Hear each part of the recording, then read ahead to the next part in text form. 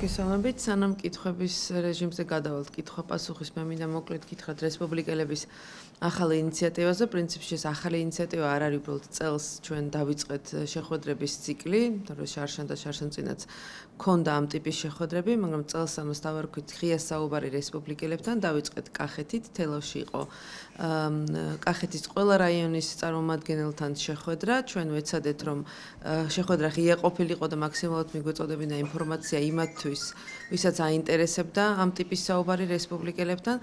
ჩვენ გვყავს ძალიან ძლიერი, კარგი ორგანიზაციები ადგილებზე, რაიონული და საქალაქო ორგანიზაციები მთელი საქართველოს მასშტაბით. კახეთშიც ჩვენი ადგილობრივი ლიდერების მხარდაჭერით, მათი ორგანიზებით შედგა შეხვედრა, სადაც ძირითადად იყვნენ რესპუბლიკური პარტიის წევრები, ასევე მოწვეული სტუმრები, ჩვენი მხარდამჭერები და გულშემატკივრები და როგორც გითხარით, ეს შეხვედრა ღია იყო ჟურნალისტებისთვის და ასევე იმ ადამიანებისთვის, ვისაც უბრალოდ აინტერესებდა რესპუბლიკელებთან ღია საუბარი.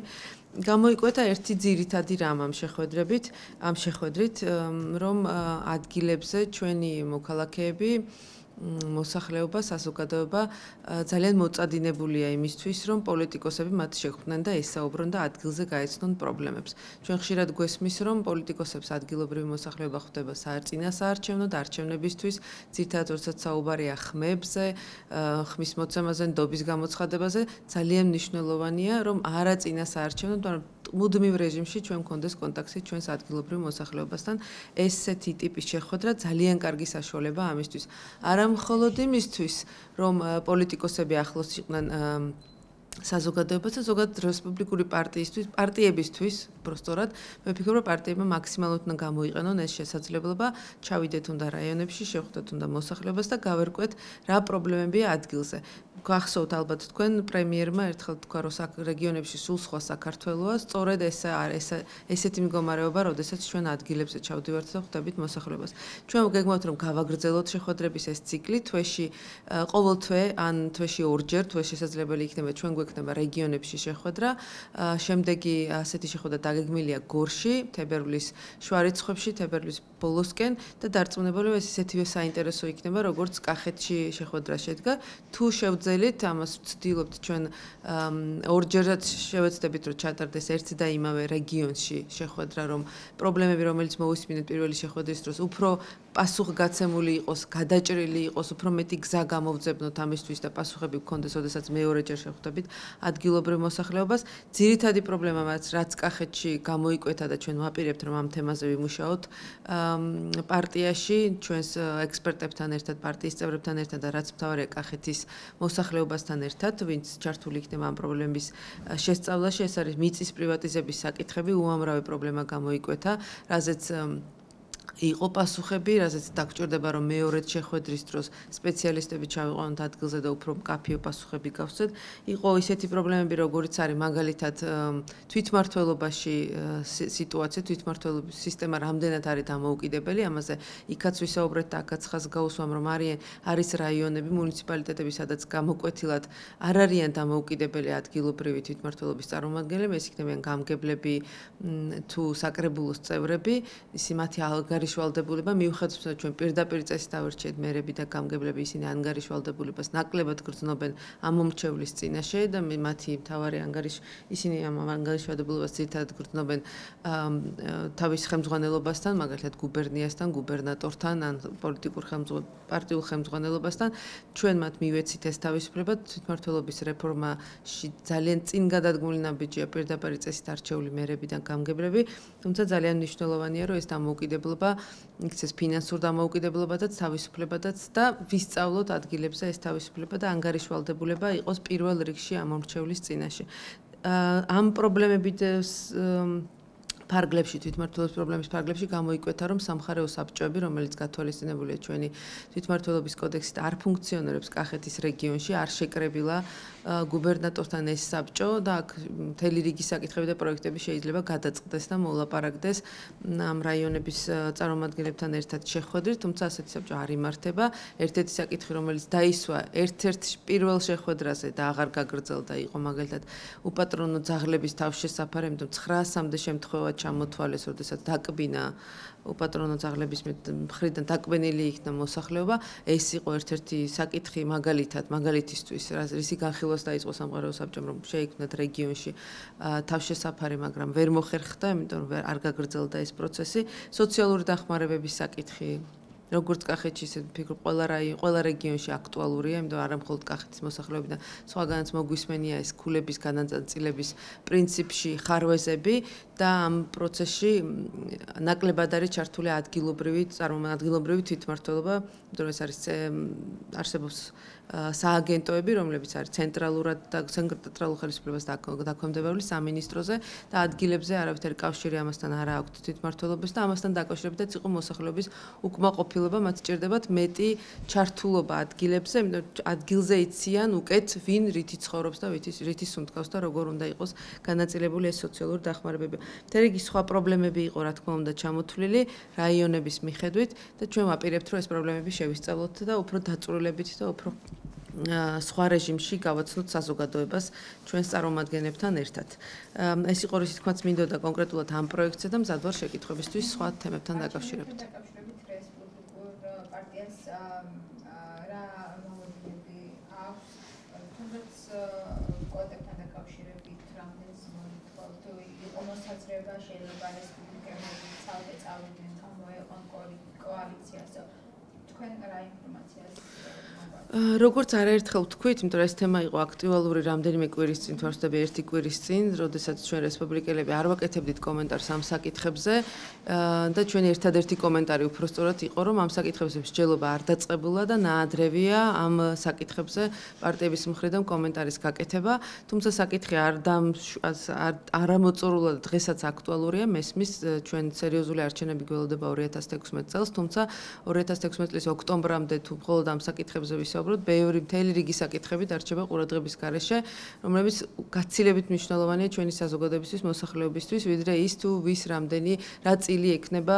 საარჩევნო სიებში. ეს ძალიან მნიშვნელოვანია პოლიტიკოსებისთვის, მნიშვნელოვანია პოლიტიკით დაინტერესებული ბევრი ადამიანისთვის, საზოგადოებისთვისაც ალბათ, მაგრამ როგორც ერთი კვირის წინ საუბრობდით ამაზე, ისე უნდა გიპასუხოთ, ამ თემებზე მსჯელობა კოალიციურ პარტნიორებთან ერთად არ დაწყებულა, არავითარი საუბარი თუ რომელ პარტიას რა წილი ექნება საარჩევნო სიაში, როგორი უნდა იყოს საარჩევნო სია, როგორ უნდა მოხდეს მაჟორიტარების შერჩევა, რა კრიტერიუმები უნდა არსებობდეს, როგორი იქნება თამაშის წესები ამ მოლაპარაკებების დროს, ჯერ კოალიციას არ დაგვიწყია ამაზე საუბარი, გეთანხმებით, რომ ამაზე საუბარი დასაწყებია, დროა უკვე რომ დავსხდეთ კოალიციური პარტნიორები და ვისაუბროთ, როგორი უნდა იყოს არა მხოლოდ საარჩევნო სია, როგორი უნდა იყოს პროგრამა, ძირითადი მესიჯები, რითი უნდა მიმართოთ საზოგადოებას და რითი უნდა მოვიპოვოთ ისევ კიდევ ერთხელ ნდობა, რომ ყველამ კარგად ვიცით, რომ ჩვენი დამოკიდებულება კოალიციის მიმართ არ არის იდენტური როგორც იყო მაგალითად 2012 წელს და სხვა ვითარება დღეს. ყველაფერ ამაზე, რა თქმა უნდა, კოალიციამ უნდა იმსჯელოს, რაც შეიძლება სწრაფად უნდა დავიწყოთ ეს მსჯელობა და ამის შემდეგ, რა თქმა უნდა, შევძლებთ, რომ კონკრეტულად ვისაუბროთ, რომელ პარტნიორს კოალიციის შიგნით, ამ 5 პარტნიორიდან რა წილი აქვს, ან როგორი იქნება საარჩევნო სია. ამაზე საუბარი დღეს ნაადრევია. არ დაწყებულა მოლაპარაკებები. მე მართალი გითხრათ, რაც კოალიცია არსებობს, მას შემდეგ მესმის იმაზე საუბარი ჟურნალისტებისგან, ექსპერტებისგან, რამდენიმე პოლიტიკოსგანაც მომისმენია, რომ რესპუბლიკელები გავლენ კოალიციიდან დატოვებენ კოალიციას, მაგრამ ამის შემდეგ 3 წელი გავიდა და რესპუბლიკელები ვართ კოალიციაში და როგორც წლების, რამდენიმე წლის წინ თუ გასული წლის მანძილზე, წელსაც იგივეს ვიმეორებთ, რომ ჩვენ ვართ სანდო პარტნიორი, ჩვენი პრიორიტეტი არის კოალიციის გაძლიერება, კოალიციის გაევროპულობა, ანუ გვინდა რომ ევროპული იყოს კოალიცია, ეს ნიშნავს, რომ დავსვდეთ და ვისაუბროთ შეთანხმებაზე, როგორი უნდა იყოს სწორედ ეს, როგორ უნდა ითანამშრომლონ პარტნიორებმა ერთმანეთთან. ეს არის ჩვენი პრიორიტეტი, მაგრამ რა თქმა უნდა 2016 წლამდე არის დრო, არის პირობები, არის მოლაპარაკებები საჭირო იმისთვის, რომ დავინახოთ, როგორი უნდა იყოს 2016 წელს საარჩევნო პროცესი, როგორ უნდა გავიდეს კოალიცია არჩევნებისთვის. არც ექსპერტების საუბარი, არც ჟურნალისტების საუბარი არ წყვეტს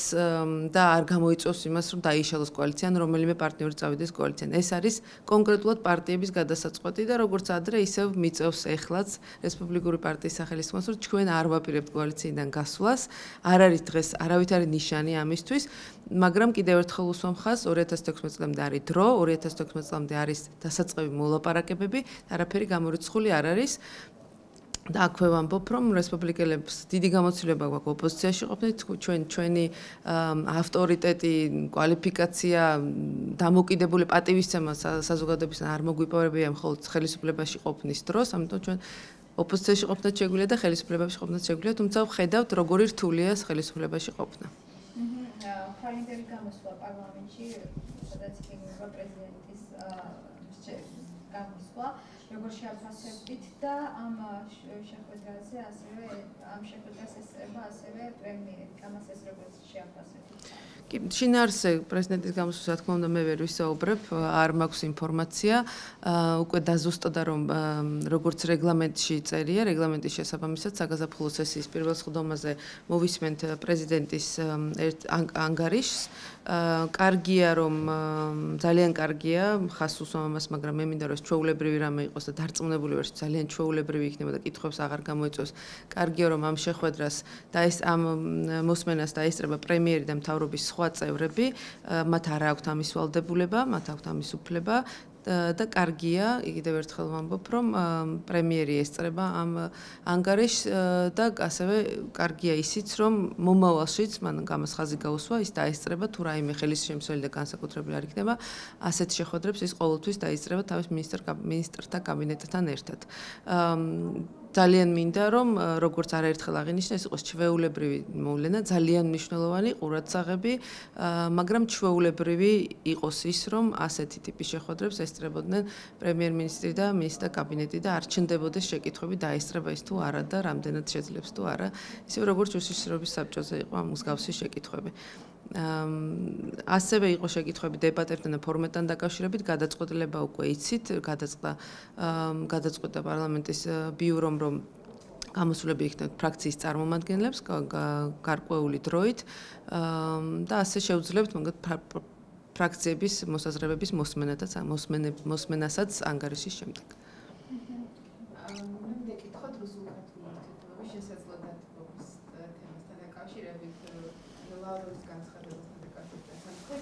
მაქსიმუმი რა შეიძლება მიიღოს ქართულმა მხარემ ან რესპუბლიკური პარტიისაც რომ აინტერესებს თუ კი შედგება თქვათ ჩვენი საგარეო წყობის და საგარეო წყობის პირველი შეხვედრა ან თუნდაც ზოგადად ასეთი დონის შეხვედრა თუ შედგება ანუ მაქსიმუმი რა შეიძლება მიიღოს ამას საუბარად ჩემი მხრიდან არ იქნება სერიოზული თქვა პირობები რა უნდა იყოს ჩვენი მხრივ, მაგრამ მანამ სანამ ოკუპირებულია ტერიტორიები, მე ვფიქრობ ეს უნდა იყოს ერთ-ერთი მთავარი თემა ასეთი ტიპის შეხვედრის დროს. ანუ დათბობის სიმეტი რამდენად მოლოდინი რომ შეიძლება დათბოს რუსულკა. მე ვფიქრობ, რომ საქართველოს ხელისუფლებას აქვს სწორად არჩეული პოლიტიკა, პრაგმატული პოლიტიკა და არა აგრესიული რიტორიკაზე აწყობილი პოლიტიკა, როგორც იყო წინა ხელისუფლების დროს და ამ წლებმა გვაჩვენა, რომ ეს არის სწორი და ამ მხრივ ურთიერთობებში არ ყოფილა პრობლემები და ეს კიდევ ერთხელ ადასტურებს ხელისუფლების სწორ არჩევანს, რომ პრაგმატულ პოლიტიკას მისდიოს და იყოს პრაგმატული ამ ყველა ტიპის მოლაპარაკებების და თავისი განცხადებების დროს რუსეთთან ურთიერთობასთან დაკავშირებით.